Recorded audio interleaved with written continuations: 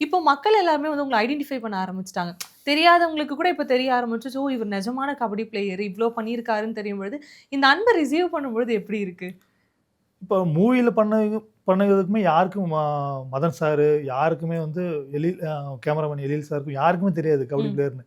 Movie பண்ணதுக்கு அப்புறம் தான், ஓகே இவர் உண்மையாலும் கபடி பிளேயர் போல இருக்கு. அப்படின்னு நான் வந்து கத்துக்கிட்டு விளையாண்டேன் அப்படின்னு நினைச்சிருப்பான். நேத்து ஆ. தான் மீட் பண்ணி பேசவும், நீ உண்மையாலுமே கபடி பிளேயர். எழில் சார் நேத்து என்னோட மொ ஸ்டார் ஸ்போர்ட்ஸ்ல என்னோட பயோ போட்டிருந்தாங்க. என்னோட பயோ ஒரு வீடியோ போட்டிருந்தாங்க. அத ஷேர் பண்ணியிருந்தாரு எனக்கு. இன்ஸ்பிரேசிங் அப்படின்னு சொல்லிட்டு பயங்கரமா ஷேர் பண்ணியிருந்தாரு. நான் நேத்து விஷ் பண்ணேன். தேங்க் யூ சார் அப்படின்ட்டு. ஆ.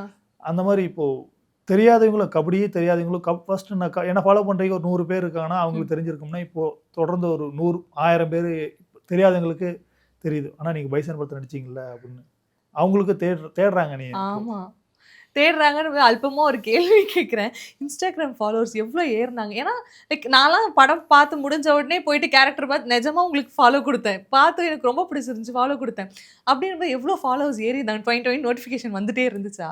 ஆமா. ஃபோன் கால்ஸ், நோட்டிஃபிகேஷன் நெறைய வந்துட்டே இருந்தது. இப்போ 68ன்னு நெனைக்கிறேன். நான் ஃபர்ஸ்ட் ப்ரோ போனதுக்கு அப்போ ஹைப்ல இருந்தேன் நானு விளையாடும்போது. ஆ. இப்போ 100 மேல ஆமா. 113 வயசுக்கு அப்புறம் ஒரேடியா ஏற ஆரம்பிச்சுருச்சு. 113க்கு மேல. நான் அப்பயே ப்ரோல இருக்கும்போது 100 டச் பண்ண நெனைச்சேன். ஆ. இப்போ ஃபாலோவர்ஸ் எங்கேயோ போயிடுச்சு.